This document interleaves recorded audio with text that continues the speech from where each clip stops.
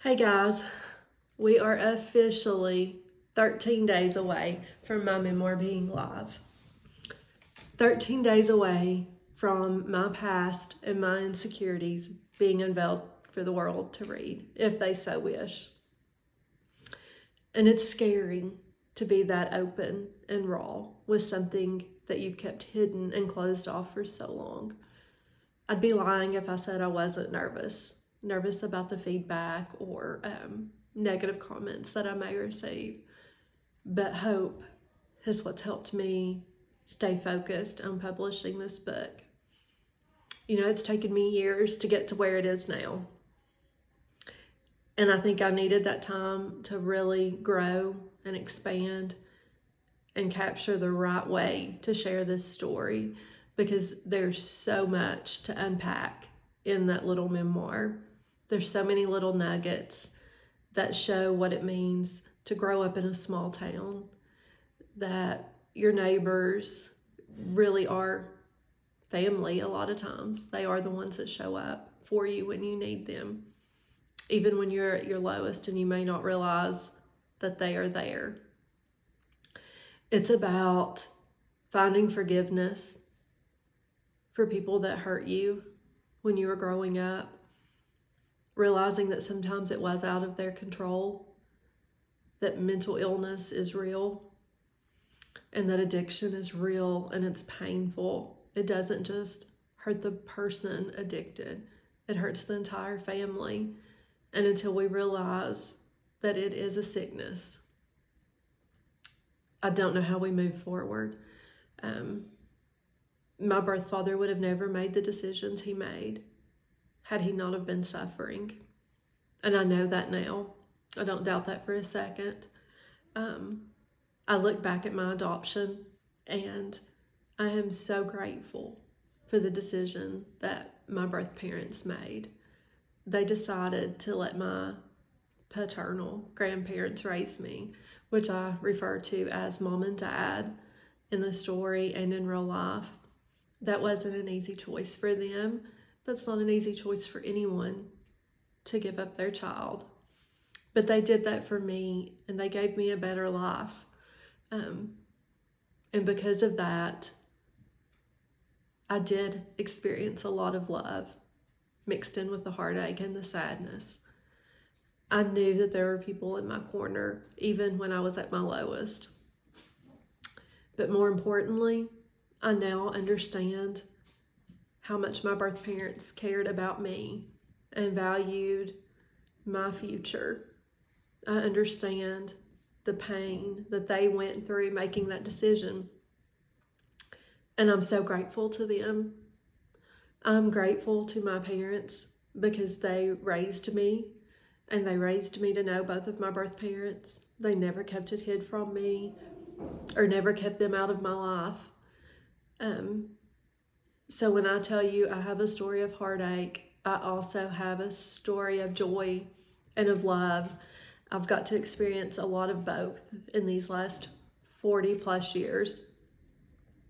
So what are the takeaways that I hope that you get from my book? Is that your past doesn't define you. You can be anything or do anything that you want to do. You may not have done well in high school. You may have flunked out of college. You may be dealing with chronic depression. There is hope. You can change. It doesn't happen overnight, but it's possible.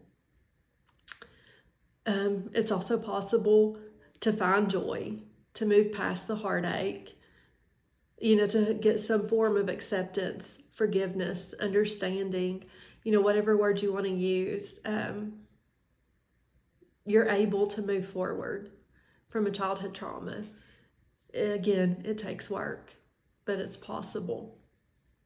And I want you to take away how important how you treat others really matter. You see, you cross paths with people every day, and we don't know what is going on in that person's life, whether it be an adult or a child. Don't judge them. Don't shun them. Instead, be kind. Even if they're not kind, that might be the one thing that starts to change their life. Growing up, there were some kids that shunned me, some kids that made fun of me because of what my birth father did. And that was hard. It was hard to feel like that maybe I wasn't good enough to play with those kids. But you know what? They learned that from their parents. So I challenge everyone, don't do that. Do not talk negative about a child's family in front of another child, because they're going to hear that and they're going to repeat that. And I can promise you that's something that will never be forgotten. I still remember some of the hurtful things that were said. I still remember feeling left out.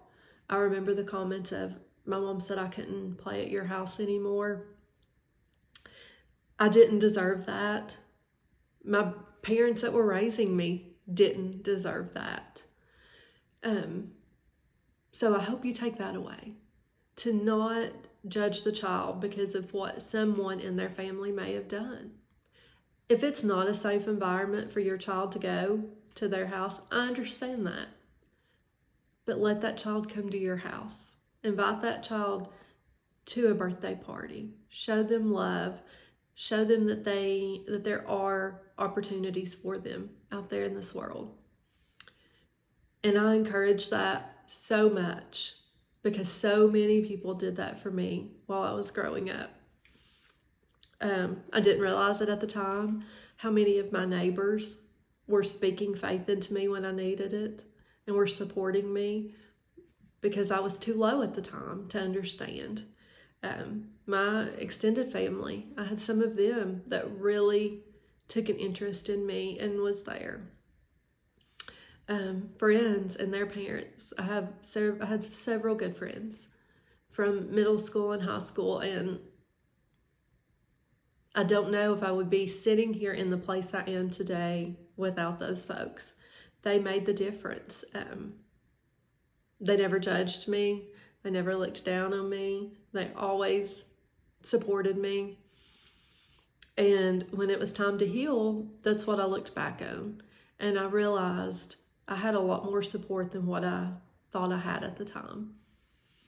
So take away that. Take away helping others. Take away not being judgmental. Take away finding forgiveness. Take away believing in yourself. Take away understanding that mental illness and depression is real, that addiction is a battle that the entire family fights, and all of their loved ones, not just their family. Take away that anything is possible when you set your mind to it. So I humbly ask that you share this video, that you share my book with others, because I know that there are people that have grown up in similar circumstances that need to hear those words. Thank you.